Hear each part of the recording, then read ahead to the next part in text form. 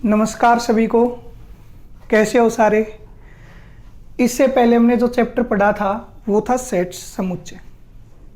ठीक है, उसकी कुछ प्रैक्टिस भी की है, कुछ एक दो क्लासें अगर बाकी होंगी तो वो डाल दी जाएंगी।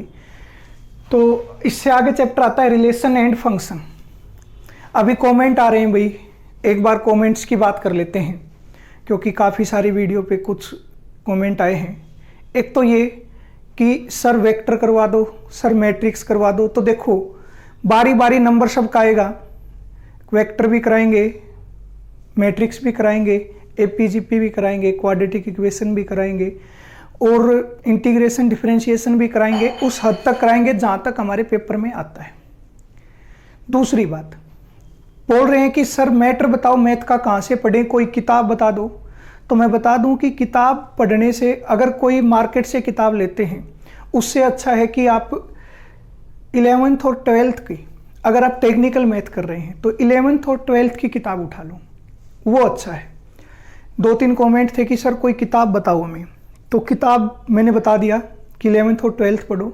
वैसे मैं एक्सरसाइज भी करवा रहा हूँ, वो एक्सरसाइज 11th और 12th के मैथ में से करवा रहा हूँ। जैसे रिलेशन एंड सेट्स जो चैप्टर था वो सिर्फ 11th क्लास में था।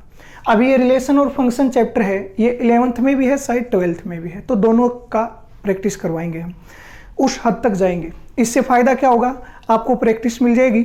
ऊपर से जो बच्चे स्कूल में पढ़ते हैं, आपके घर में कोई 11th 12th में हो तो आप उसको भी ये वीडियो दे सकते हैं कि भाई देख लो, अच्छी लगे तो देख लेना। ठीक है, और वैसे आपको पता है कि मैं फालतू कुछ बातें करता भी नहीं हूँ वीडियो में आके, जितना पढ़ाना होता है लास्ट तक पढ़ाते हैं। बाकी आज कुछ कमेंट थे इसलिए मैंने बता दिया।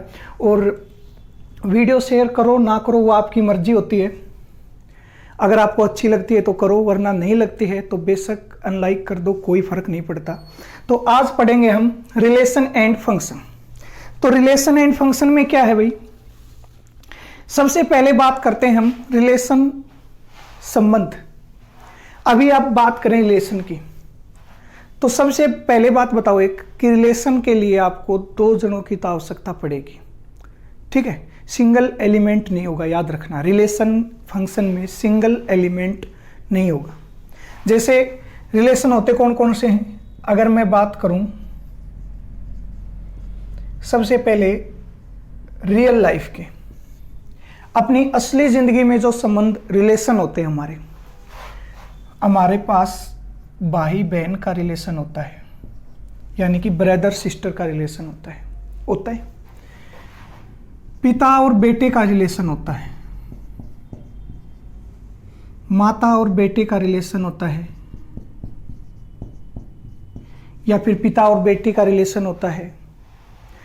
मतलब कहने का अर्थ ये होता है कि हमारी रियल लाइफ में बहुत सारे रिलेशन होते हैं और आप देखेंगे कि रिलेशन के लिए हमें एक पेयर की आवश्यकता होती है। ठीक है ना, जोड़े की आवश्यकता होती है। अभी मैं कहूं कि राम पिता है श्याम का, तो यह बताने के लिए कि राम पिता है, श्याम को जरूर बताना पड़ेगा क्योंकि पिता किसका है ये जानना जरूरी है। राम का रिलेशन है किसके साथ, ये तो हमें पता चलेगा कि राम पिता है। ठीक है, राम पिता है, किसका रिलेशन किसके साथ है, पिता का। तो राम का रिलेशन पिता वाला किसके साथ है भाई, श्याम के साथ है। तो मैं कहूंगा राम पिता है श्याम का। तो रिलेशन बताने के लिए, पिता और बेटे का रिलेशन बताने के लिए हमें 2 की आवश्यकता होती है। तो याद रखना, रिलेशन फंक्शन में हमेशा आपको जो वैल्यू मिलेगी वो एक पेयर में मिलेगी, या फिर आपको रिलेशन बताने होंगे तो भी आप किस में बताओगे, पेयर में। वो जरूरी नहीं है कि आपको 2 ही चीजें चाहिए हों, आपको 3 भी मिल सकते हैं। कहने का अर्थ ये होता है कि सिंगल वैल्यू कभी नहीं मिलती। तो सबसे पहले हमने बात की रियल लाइफ रिलेशन की। अब मैथमेटिक्स में भी रिलेशन होते हैं।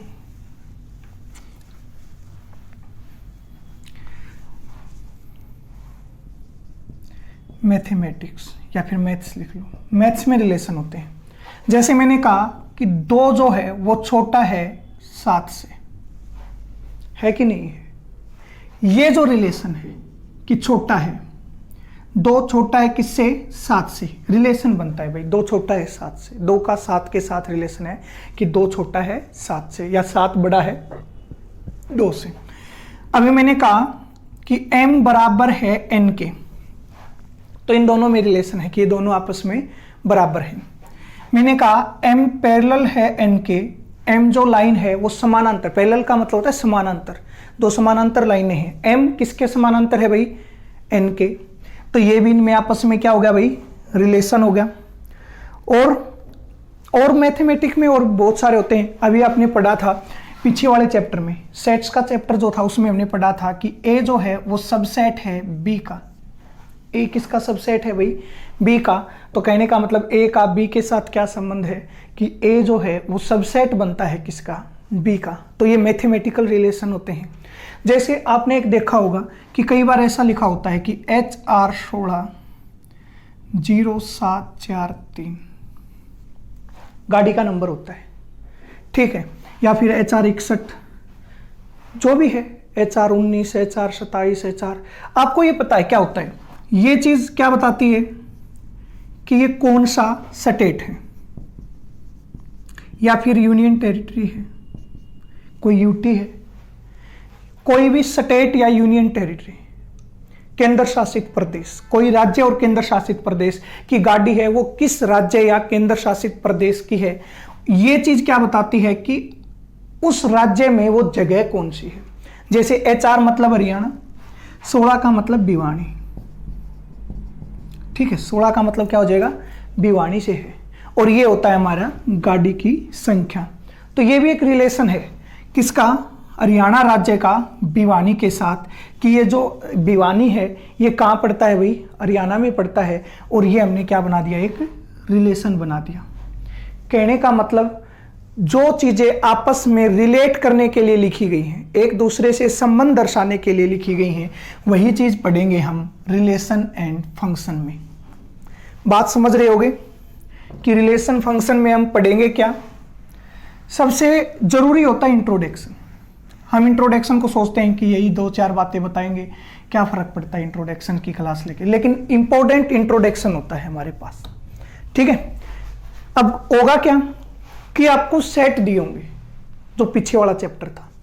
जैसे यही एग्जांपल ले लेते हैं हम कि एक हमारे पास सेट है HR, आगे लिखा है RJ, आगे लिखा है HP, हिमाचल प्रदेश। देखो बनता है तो देख लेना, ठीक है, हरियाणा, राजस्थान, हिमाचल प्रदेश, ये दिए। दूसरा B सेट हमें दिया है कि 16, 10, 19, ठीक है, 16, 10, 19। A और B दो सेट दिए हैं, तो आप पता करो कि इससे कितने रिलेशन बनाए जा सकते हैं। अभी देखो HR के साथ मैं 16 लिख सकता हूं, तो मैंने लिख दिया HR 16। हमें पता चला हरियाणा में भिवानी की गाड़ी है। हमने लिखा HR 10, HR के साथ 10 भी तो लिख सकते हैं। हमने लिखा HR 19, यही चीज इसके साथ RJ। होता क्या है, यह बात हमेशा याद रखना कि पहला जो एलिमेंट लिखना है रिलेशन में, पहला जो एलिमेंट लिखना है वो पहले सेट का होता है। किसका होता है, पहले सेट का। और ये पहला एलिमेंट तब तक लिखना है जब तक B के सारे उसके साथ ना लिख दिए जाए। कहने का अर्थ HR और दूसरा एलिमेंट, यानी कि दूसरा एलिमेंट किसका होगा, दूसरे सेट का होगा। पहला एलिमेंट पहले सेट का, दूसरा एलिमेंट दूसरे सेट का। ये जरूरी है, याद रखना, ये जरूरी है, इंपॉर्टेंट है। और HR तब तक लिखना है जब तक HR के साथ ये नीचे वाले दूसरे सेट के सारे ना लिखते हैं। ये नहीं कि आप HR को बीच में छोड़ के RJ 16 लिख दोगे, नहीं, गलत है। आपको क्या लिखना पड़ेगा, HR के साथ पहले 16, फिर 10, फिर 19। पहले HR को ही रखना है साथ में। फिर ये खत्म हो गए सारे, इसके बाद RJ उठा लो, RJ 16, RJ 10, RJ 19, ठीक है। अब इसके साथ लिख दिया। अब कितना हो गया भाई हमारे पास, HP 16, HP 10 और HP 19, ये चीजें, ठीक है ना। इतनी सारी चीजें बनी हमारे पास, इससे हम ये बना सकते हैं, ठीक है। और इसको जो बोला जाता है इसको जो बोला जाता है ये क्या कहलाता है हमारे पास, यहां से लेकर यहां तक का सारा ये कहलाता है ए क्रॉस बी। समझ गए बात। अगर मैं आपको दो सेट देता हूं और कहता हूं कि इनका ए क्रॉस बी निकालिए, आपको ए सेट दिया मैंने, फिर बी सेट दिया और फिर मैंने कहा कि ए क्रॉस बी निकालिए, क्वेश्चन बन जाएगा कि if A is this and B is this तो फाइंड ए क्रॉस बी। तो कैसे निकालोगे, ये तरीका होता है निकालने का, और इसको बोलते हैं कार्टेशियन प्रोडक्ट। इसको क्या बोलते हैं भाई, कार्टेशियन प्रोडक्ट, याद रखना, इसको कार्टेशियन प्रोडक्ट बोलते हैं। या फिर आपको ये कहेगा कि ए क्रॉस बी बताओ, या फिर सीधा लिख देगा कि इसका कार्टेशियन प्रोडक्ट बताओ। इसका कार्टेशियन प्रोडक्ट क्या होगा, तो इसी को बोलते हैं कार्टेशियन प्रोडक्ट। इसके बाद सेकंड चीज हमारे पास क्या आती है कि ये जो बने वो क्या बने, ए क्रॉस बी में ये इतने सारे एलिमेंट आ गए हमारे पास। ये कितने एलिमेंट हो गए, 1 2 3 4 5 6 7 8 9 एलिमेंट आ गए। इन 9 एलिमेंट का क्या नाम होता है, इनका भी नाम होता है भाई, ये कहलाते हैं ऑर्डर्ड पेयर। याद रखना, ये क्या कहलाते हैं, ऑर्डर्ड पेयर। ऑर्डर्ड पेयर कौन कहलाते हैं, जब भी आप किसी का कार्टेशियन प्रोडक्ट निकालते हो और फिर जो एलिमेंट आते हैं हमारे पास, ये पूरा एक एलिमेंट है, याद रखना HR16 पूरा एक एलिमेंट है, ये पूरा एक एलिमेंट है, ये पूरा एक एलिमेंट है, कोमा होगा इनके बीच में, ऐसे कोमा लगा के लिखा होगा। और ज्यादातर आपको क्या लिखा मिलेगा, ये HR, 16 ब्रैकेट में फिर कोमा लगा, ये पूरा ब्रैकेट में लिखा होगा, ये पूरा ब्रैकेट में लिखा होगा। इन दोनों के बीच में भी कोमा हो सकता है, ऐसी कोई बात नहीं है, और मैक्सिमम मिलेगा। मैं कहता हूं कि मैक्सिमम आपको इनके बीच में भी कोमा मिलेगा। तो ये जो पूरा कहलाता है, ये कहलाता है ऑर्डर्ड पेयर। ये क्या कहलाता है भाई, ऑर्डर्ड पेयर। तो हमारे बात समझ में आई कि रिलेशन क्या होते हैं, पेयर में होते हैं एक, और वो पेयर 2 3 4 कितने का भी हो सकता है। ठीक है। दूसरी चीज हमारे पास क्या आई कि आपको 2 सेट दिए होंगे, याद रखना 2 सेट दिए होंगे। वो सेट आपको रोस्टर फॉर्म में भी मिल सकते हैं और सेट बिल्डर फॉर्म में भी। अब बात आती है कि सेट बिल्डर फॉर्म और रोस्टर फॉर्म क्या होती है, तो मैं बता दूं कि इससे पहले आपकी सेट की वीडियो आ चुकी है, आप एक बार वो देखिए, डायरेक्ट इस पे मत आइए। ठीक है। अभी आपको लगता होगा कि मैं बीच में ये बातें बता देता हूं तो अपनी वीडियो की एडवर्टाइजमेंट हो जाती है, ऐसा कुछ नहीं है, मर्जी आपकी, देखो तो देखो वरना मत देखो। ठीक है। लेकिन मैं बता रहा हूं कि ये चीजें बार बार मैं बताऊंगा। अब सोचो मैं सेट बिल्डर फॉर्म और रोस्टर फॉर्म यहां बताना शुरू कर दूं तो सेट को दोबारा समझाना पड़ेगा, इसलिए बेटर यही रहेगा कि ये वीडियो देखने से पहले एक बार सेट पूरा कर दो, इससे एक चैप्टर भी हो जाएगा और वो पूरा का पूरा इसमें काम भी आएगा। ठीक है। तो यहां से बात क्या बता रहा था मैं कि आपको 2 सेट दिए होंगे, वो रोस्टर फॉर्म और सेट बिल्डर फॉर्म किसी भी फॉर्म में हो सकते हैं। दोनों सेट का आपको निकालने के लिए क्या दे सकता है, कार्टेशियन प्रोडक्ट निकालने के लिए दे सकता है। कार्टेशियन प्रोडक्ट जिसको ए क्रॉस बी भी बोलते हैं, आपको ये भी लिखा मिल सकता है, और उसमें जो एलिमेंट बनेंगे उनको बोलते हैं ऑर्डर्ड पेयर। पूरा ध्यान रखना जितना बताता हूं, क्योंकि ये चीजें हमारे बहुत काम आएंगी। ठीक है ना। अभी एक चीज और बताता हूं, सुनो।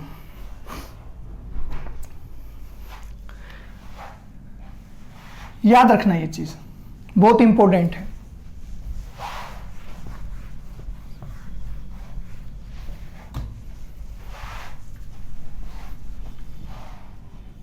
नंबर ऑफ ए गुणा में multiply number of B is equal to number of A cross B. समझाता हूं बात क्या है। अभी हमने ए क्रॉस बी निकाला था और उसमें ऑर्डर्ड पेयर कितने बने थे हमारे, 9 ऑर्डर्ड पेयर बने थे। ठीक है। अगर नहीं देखा है तो एक बार वीडियो को पीछे करके देख लेना, यहां पे ए क्रॉस बी, उसमें कितने ऑर्डर्ड पेयर बने थे, 9। तो कैसे बने वो, नंबर ऑफ ए में कितने एलिमेंट हैं, 1 2 3, तो मैंने लिखा 3 गुणा 1 2 3, तो यहां भी मैंने लिखा 3, तो ये कितना हो गया 9। तो आपने देखा था कि इसमें कितने बने थे, 9 बने थे। अगर आपसे ये पूछ ले कि नंबर ऑफ एलिमेंट किसमें, ए क्रॉस बी में कितने होंगे, तो कुछ दिक्कत नहीं है, जितने सेट ए में दे रखे और सेट बी में दे रखे ना, उन सारों का क्या करा दो, हमारे पास क्रॉस मल्टीप्लाई करवा दो। सॉरी क्रॉस मल्टीप्लाई नहीं, मल्टीप्लाई करवा दूं। यहाँ पे 3 एलिमेंट हैं, 3 लिखे, यहाँ पे भी 3 एलिमेंट है, 3 लिखे, और 3 की 3 से गुणा करा दी, कितना आ गया 9। और यही किस में आता है, ए क्रॉस बी में। आपको पता है कि HR तीनों के साथ रिलेशन बनाएगा, तो 3 बन गए, फिर 3 बनेंगे, फिर 3 बनेंगे, ऐसे करके कितने हो जाएंगे 9। और वो डायरेक्ट निकालने का तरीका क्या है कि 3 इसमें 3 इसमें, तो दोनों की गुणा करा दो, कितना आ जाएगा 9। मान लो इसमें 4 होते, यहाँ पे 19 की बजाय अगर मैं 40 और दे देता तो कितने बनते, इसमें कितने एलिमेंट हैं 3, इसमें कितने हैं 4, तो आपके जो ऑर्डर्ड पेयर बनते, आपका जो कार्टेशियन प्रोडक्ट बनता ए क्रॉस बी, उसमें कितने एलिमेंट आते भाई, 12 एलिमेंट आते। कितने एलिमेंट आते, 12।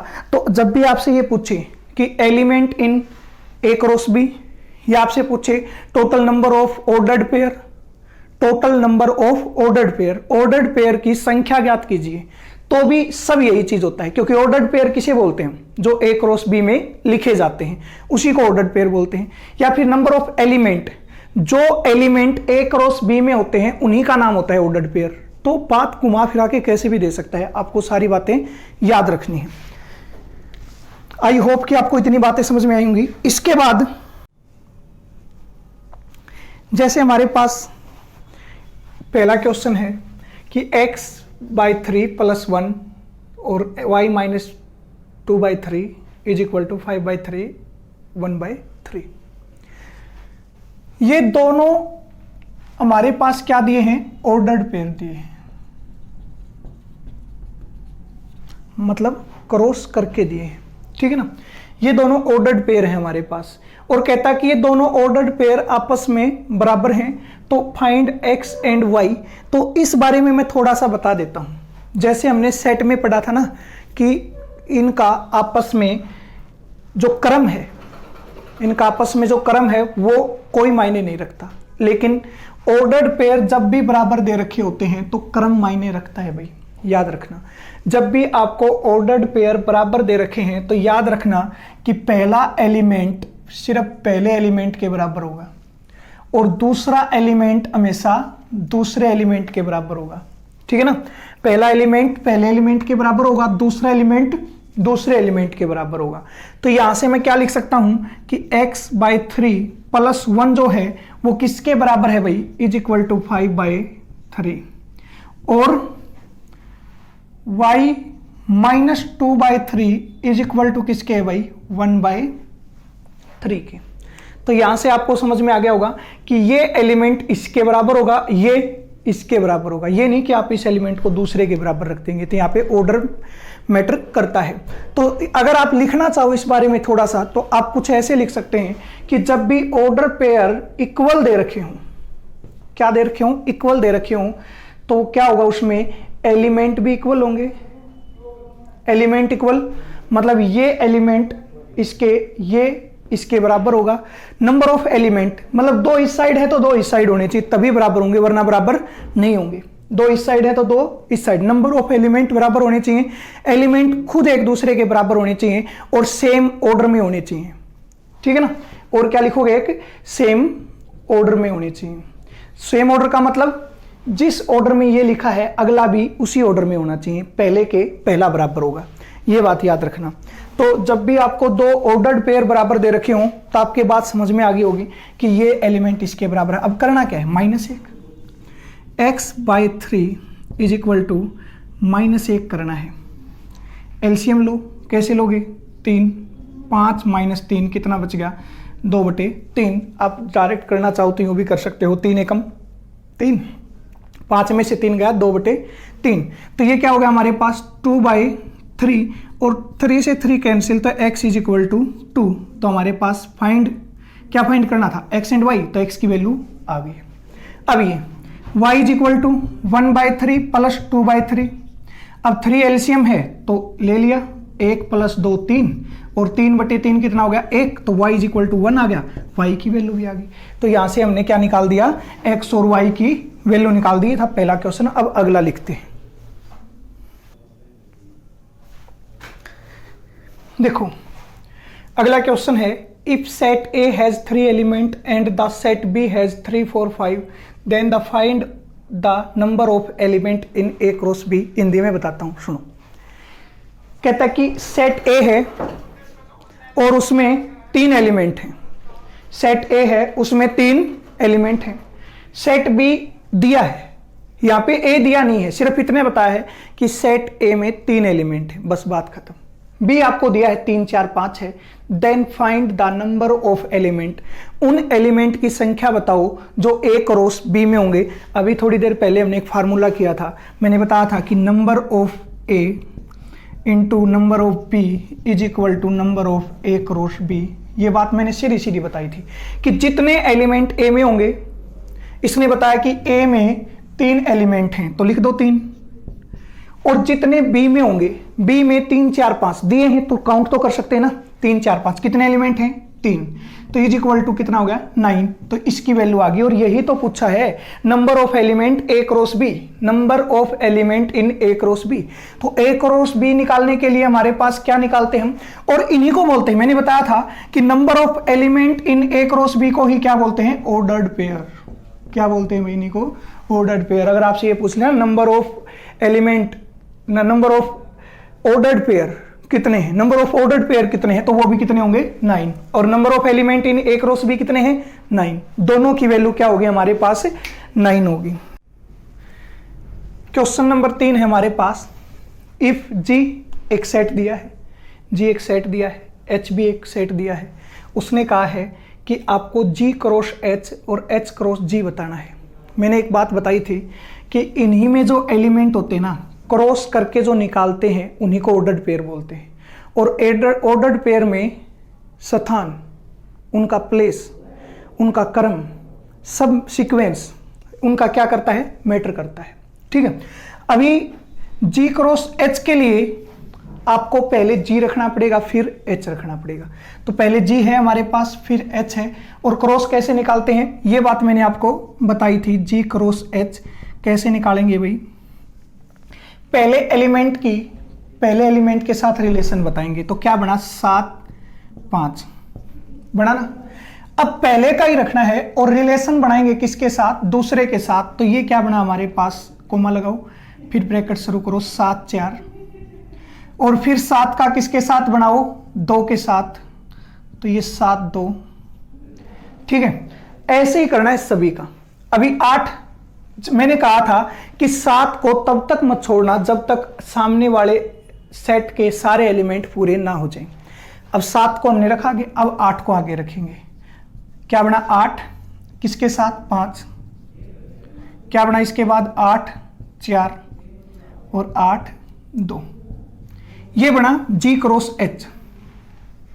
कितना बना भाई, जी क्रॉस एच। अगर मैं पूछ लूं कि जी क्रॉस एच में कितने एलिमेंट होंगे, तो देखो यहां तो हम गिन सकते हैं 3 3 6 होंगे हमारे पास। अगर डायरेक्ट निकालने हो तो इसमें 2 एलिमेंट हैं, इसमें 3 एलिमेंट हैं, तो टोटल कितने हो गए 6। नंबर ऑफ ए गुणा में number of B is equal to क्या होता है, number of A cross B. वो बात याद रखना, क्रॉस का जब भी निकालना हो, नंबर ऑफ एलिमेंट निकालने हो, मतलब एलिमेंट की संख्या कितनी होगी, जैसे 1 2 3 4 5 6 है, यहाँ पे एलिमेंट की संख्या 6 है, तो निकालेंगे कैसे, इसमें 2 एलिमेंट थे, इसमें 3, गुणा करा दो 6 आ जाएगा। ठीक है ना। अभी हमें क्या निकालना है भाई, इसमें एच क्रॉस जी, और याद रखना दोनों पलट गए हैं तो दोनों में फर्क पड़ेगा भाई। ऑर्डर्ड पेयर में सीक्वेंस मैटर करती है, याद रखना ये बात। अभी मैं यहां पे निकालूंगा एच क्रॉस जी, पहले एच को रखना पड़ेगा, पहले किसको रखना पड़ेगा, एच को। तो ये हमारे पास एच रखा हुआ है, इसके बाद किसको रखेंगे, जी को। जी में क्या था हमारे पास 7 8, ठीक है ना, 7 8 था। अब मैंने कहा था कि जरूरी है, इंपॉर्टेंट है कि एलिमेंट हमेशा पहले सेट का उठाओगे। तो इसमें पहला कौन है भाई, एच है, और एच का एलिमेंट उठाया 5, उसकी आगे वाले सेट के सभी एलिमेंट के साथ रिलेशन बनाओगे, जैसे 5 का 7 के साथ और 5 का 8 के साथ। तो क्या बना 5 7 और 5 8, ये बना हमारे पास।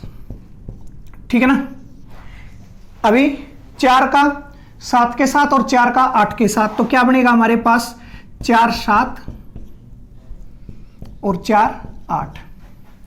फिर 2 का 7 के साथ, 2 का 8 के साथ, 2 7 और 2 8 हो गया। बनेंगे 6 ही, लेकिन ध्यान देना हमने 5 7 लिखा है, पहले वाले में उल्टा था, 7 5 था। तो याद रखना ये बात कि एच जी क्रॉस एच और एच क्रॉस जी दोनों अलग अलग आएंगे। इसके बाद हमारे पास नेक्स्ट क्वेश्चन है। इसके बाद आता है हमारे पास क्वेश्चन नंबर 4। उसने कहा है इफ ए सेट है -1 और 1 then find A cross A. यानी कि ए को ही बार बार लिखना है। देखो ए एलिमेंट एक तो दे रखा है, -1 1, ए को दोबारा लिख लो -1 और 1, क्योंकि हमें बताना है सबसे पहले ए क्रॉस ए। याद रखना ये बात, 3 बार क्रॉस दिया है तो पहले 2 बार फिर तीसरे के साथ निकालेंगे हम। तो हमारे पास ए क्रॉस ए आएगा। वो क्या होता है कि जो पहला एलिमेंट, अब कौन से को भी लिख लो कोई फर्क नहीं पड़ता है क्योंकि दोनों सेम है, पहले का पहले के साथ, तो क्या बना -1 पहला ऑर्डर्ड पेयर बना है। इसी का दूसरे के साथ तो क्या बना -1 और 1। ठीक है, इसी का फिर दूसरे को उठा लो, इसका पहले के साथ तो क्या बना 1 -1, और इसका ही इसके साथ तो क्या बनेगा 1 1। ये हमारे पास क्या बना भाई, ये हमारे पास बना ए क्रॉस ए।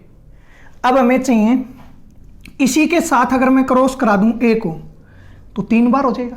यानी कि ये जो है इसके साथ किसका क्रॉस करवाना है भाई, इसी के साथ हम क्रॉस प्रोडक्ट करवाएंगे किसका, -1 और 1 इसका करवाएंगे। ठीक है ना, क्योंकि ए है हमारे पास तो इसको लिखो a इज इक्वल टू। अब इन दोनों को कार्टेशियन प्रोडक्ट करवाएंगे हम, इन दोनों का। देखो इसका पहले इसके साथ तो -1 2 तो थे ही, एक -1 और जुड़ गया तो -1 बन गया। अब रखना है इसी को पूरे को। अब इसका दूसरे के साथ कार्टेशियन प्रोडक्ट क्या होएगा हमारे पास, -1 प्लस का 1। अब ठीक ऐसे ही इसका करवाएंगे तो बात समझ गए होगे आप, ऐसे ही लिखना है। अब इसी का भी सबके साथ करवाएंगे तो इसको तो लिखो पूरा -1 और 1 और ये -1। अब इसी का दूसरे के साथ करवाएंगे तो क्या बनेगा -1 1 और 1। ठीक है, ठीक ऐसे ही इनका दोनों के साथ करवाएंगे और हमारे पास क्या आ जाएगा, ये आ जाएगा ए क्रॉस ए। ठीक है, तो इसके बाद नेक्स्ट क्वेश्चन नंबर 5 है। इस बार क्या आपसे कोई कार्टेशियन प्रोडक्ट नहीं पूछा है, आपको डायरेक्ट कार्टेशियन प्रोडक्ट दिया है क्योंकि, और फिर पूछे हैं 2 सेट कौन से हैं, ए और बी सेट बताओ। तो अब तक क्या था कि सेट ए दिया है, सेट बी दिया है और दोनों सेट का कार्टेशियन प्रोडक्ट बताओ क्या होगा। तो अब कार्टेशियन प्रोडक्ट दिया है, दोनों सेट बताओ। तो मैंने बताया था कि पहले सेट का पहला एलिमेंट तब तक लिखा जाता है जब तक दूसरे सेट के एलिमेंट खत्म ना हो जाए। तो हम करेंगे ए और बी दोनों ज्ञात करने हैं हमारे पास। तो देखो ए एक्स ए वाई, इसका मतलब इसके बाद चेंज हो गया। इसका मतलब ये हुआ कि पहले सेट का पहला एलिमेंट ए है। पहला एलिमेंट क्या है भाई, ए। और ये तब तक लिखते हैं जब तक दूसरे सेट के एलिमेंट खत्म ना हो जाए। तो ए के साथ एक्स लिखा, ए के साथ वाई। अब यहां से आके बदल दिया। इसका मतलब क्या हुआ कि बी में एक्स और वाई नाम के सिर्फ 2 ही एलिमेंट हैं, क्योंकि ए को एक्स के साथ, ए को वाई के साथ, और आगे भी होता तो ए को किसी ना किसी और के साथ लिखा होता। जो बात मैं पहले बता रहा था कि पहला एलिमेंट तब तक लिखना है जब तक दूसरे के खत्म ना हो जाए। तो दूसरे के ए के साथ एक्स, ए के साथ वाई, तो इसका मतलब दूसरे में यही चीजें थी। अभी देखो बी एक्स और बी वाई, तो दूसरा एलिमेंट इसका मतलब क्या हुआ, बी हो गया, क्योंकि बी को भी तब तक लिखा है जब तक इसके खत्म नहीं हो गए, बी एक्स और बी वाई। तो इसका मतलब ए क्या बना हमारे पास, ए बी, और बी सेट क्या था, एक्स वाई, और इन दोनों का ही कार्टेशियन प्रोडक्ट क्या बनेगा, ये बनेगा। अभी ये चीज इंट्रोडक्शन थी हमारी, एक्सरसाइज 2.1 थी जिसके मैंने 5 क्वेश्चन करा दिए हैं। जो बचे हैं वो आप खुद करें। किसी भी स्टूडेंट से आप किताब ले लो 11th और 12th की, वहीं से मिल जाएंगी ये सारी चीजें। तो आई होप कि आपको ये बातें समझ में आई होंगी। आज के लिए इतना ही। जय हिंद, जय भारत।